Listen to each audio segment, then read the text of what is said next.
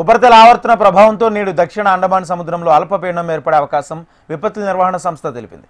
ఇది పశ్చిమ వాయువ్య దిశగా కదులుతూ సోమవారం నాటికి దక్షిణ మధ్య బంగాళాఖాతంలో వాయుగుండంగా మారుతుందని అంచనా.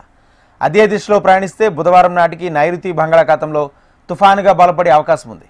దీని ప్రభావంతో రాబోయే 3 రోజుల్లో రాష్ట్రంలోని పలు ప్రాంతాల్లో తేలికపాటి నుంచి మోస్తారు వర్షాలు కురవచ్చని వాతావరణ కేంద్రం వెల్లడించింది.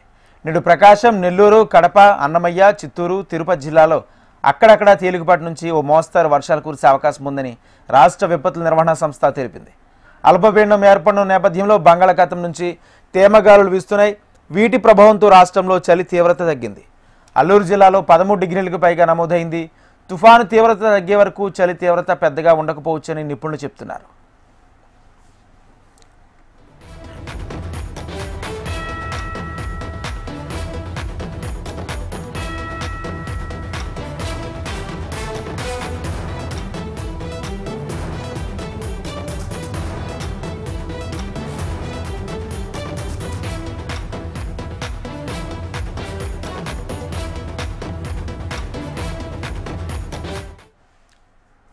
ఉపరితల ఆవర్తనం ప్రభావంతో నేడు దక్షిణ అండమాన్ సముద్రంలో అల్పపీడనం ఏర్పడే అవకాశం విపత్తుల నిర్వహణ సంస్థ తెలిపింది.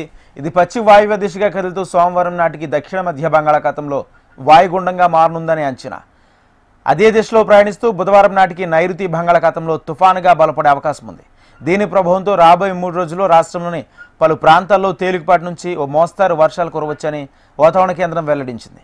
నేడు ప్రకాశం, నెల్లూరు, కడప, అన్నమయ్య, చిత్తూరు, తిరుపతి జిల్లాలో అక్కడక్కడ తేలికపాటి నుంచి మోస్తారు వర్షాలు కురిసే అవకాశం ఉందని రాష్ట్ర విపత్తుల నిర్వహణ సంస్థ తెలిపింది. అల్పపీడనం ఏర్పడిన నేపథ్యంలో బంగాళాఖాతం నుంచి తేమగాలులు వీస్తున్నాయి. వీటి ప్రభావంతో రాష్ట్రంలో చలి తీవ్రత తగ్గింది. అల్లూరు జిల్లాలో 13 డిగ్రీలకు పైగా నమోదైంది.